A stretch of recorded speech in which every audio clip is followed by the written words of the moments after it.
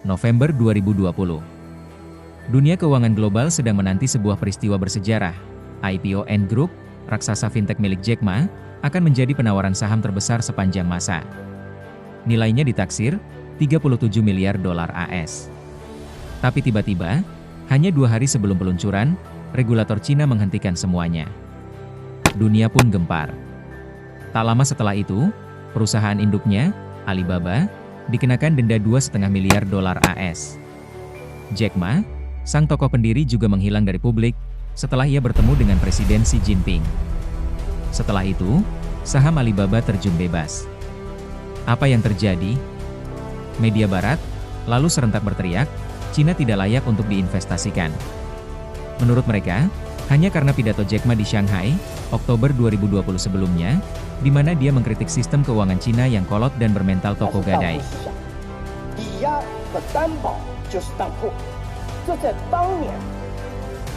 Apakah ini balas dendam pemerintah otoriter? Atau, ada cerita lain yang lebih penting dari sekadar konflik pribadi? Mari kita selidiki. Apa sebenarnya Ant Group? Mereka adalah juara fintech di Cina. Dengan hanya menggunakan aplikasi Alipay, mereka memberikan pinjaman dalam hitungan detik, hanya berdasarkan data, dan tanpa perlu agunan fisik. Revolusioner, menurut Jack Ma. Tapi, di balik kemudahan ini tersembunyi model yang sangat berisiko. Ant Group hampir tidak memakai uangnya sendiri. Mereka hanya menyediakan platform dan teknologi. Uang pinjaman saat itu telah mencapai 254 miliar dolar AS, dan 98% dananya berasal dari bank mitra. Artinya, Ant Group hanya bertindak seperti perantara yang mengambil fee saja. Tapi, jika terjadi risiko gagal bayar atau kredit macet, hampir seluruhnya ditanggung oleh sistem perbankan tradisional. Leverage ratio atau rasio keuangan mereka saat itu telah mencapai 100 kali. Ini persis resep yang memicu krisis finansial global 2008 di AS, di mana leverage bank juga mencapai level berbahaya itu. Pemerintah Cina cepat melihat bom waktu ini. Mereka tidak menghancurkan inovasi, mereka memberinya rem dan sabuk pengaman. Dikeluarkanlah aturan baru yang mewajibkan platform fintech seperti Ant untuk menyediakan minimal 30% dari dana pinjaman. Mereka juga harus beroperasi dengan lisensi keuangan yang jelas, dan data kreditnya terintegrasi dengan bank sentral. Tindakan ini memaksa Ant Group ikut terlibat dan juga menanggung risiko. Bukan untuk menghancurkan bisnis, tapi untuk mencegah krisis sistemik yang akan menghancurkan ekonomi rakyat kecil. Suatu kebijakan prudent, dengan tujuan menjaga stabilitas jangka panjang. Masalahnya tidak cuma di fintech. Dunia tech Cina saat itu adalah hutan belantara tempat raksasa saling sikut. Alibaba, Tencent, JD.com, mereka berperang dengan cara tidak sehat. Salah satu taktik terkenal Alibaba adalah pilih satu dari dua, memaksa merchant untuk eksklusif di platformnya, yaitu Tmall atau Taobao, tidak boleh jualan di platform lain seperti JD.com atau Pinduoduo. Kalau terdeteksi melanggar, merchant akan dikenakan denda berat. Praktik monopoli ini mencekik UMKM dan startup. Para raksasa ini sibuk mempertahankan kekuasaan dan memeras keuntungan dari kekuasaan mereka, bukannya menciptakan terobosan teknologi baru.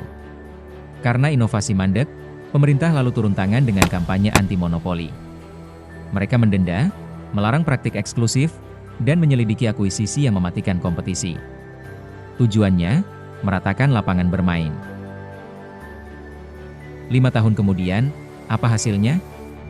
Alibaba, Tencent, dan JD.com tetap profitabel, tapi pertumbuhan meteoriknya melambat. Yang lebih menarik, muncul oksigen untuk pemain baru. Pinduoduo bisa bersaing dan tumbuh menjadi raksasa. Di bidang inovasi yang real, startup seperti Moonshot AI, Unitree Robotics, dan DeepSeek mendapat ruang untuk berkembang, didanai oleh investasi dari para raksasa yang kini sudah tidak sebuas dulu. Jadi, apa yang sebenarnya dilakukan pemerintah Cina? Ini bukan sekadar hukuman. Ini adalah penerapan nyata dari janji, Common Prosperity, atau kemakmuran bersama. Filosofinya, pembangunan ekonomi harus inklusif, berkelanjutan, dan stabil. Negara harus proaktif mengatur pasar untuk mencegah akumulasi risiko yang membahayakan banyak orang, dan mencegah kekayaan serta kekuasaan terpusat di segelintir korporasi raksasa. Bandingkan dengan model winner takes all di Barat. Di sana, Raksasa seperti Amazon, Google, BlackRock, dan Tesla dibiarkan berkembang hampir tanpa batas. Hasilnya, kesenjangan income yang melebar ke level berbahaya, kekuatan pasar yang terpusat, dan krisis seperti 2008 yang konsekuensinya ditanggung publik. Kapitalisme di sana seringkali menempatkan profit di atas segalanya, termasuk stabilitas sosial jangka panjang. Kita kembali pada pertanyaan awal. Apakah Cina menghancurkan lingkungan bisnis? Atau justru menyelamatkan diri sendiri dari potensi krisis, dan mengarahkannya untuk kemaslahatan yang lebih luas? Keputusan tahun 2020 itu mungkin terasa keras dan mengejutkan. Tapi tujuannya jelas, membersihkan sistem dari risiko keuangan yang membahayakan, memecah monopoli yang mencekik, dan membuka jalan bagi inovasi sejati dan kompetisi yang sehat. Ada ketegasan dan keberanian mengatur pasar, demi stabilitas jangka panjang, sebuah konsep yang asing di banyak negara barat. Di Indonesia, yang sedang berkembang pesat dengan tech startup dan konglomerasi digitalnya sendiri, model mana yang lebih kita butuhkan? Apakah kita harus membiarkan pasar berjalan bebas sampai muncul raksasa yang terlalu besar untuk jatuh, too big to fall? Atau, negara perlu aktif turun tangan lebih dini untuk melindungi UKM, meratakan lapangan, dan mencegah krisis?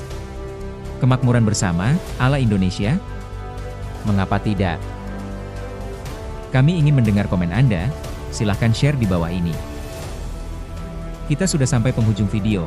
Jika Anda menyukai konten seperti ini, bantu kami klik like, share video, dan klik subscribe. Terima kasih telah menonton channel kami.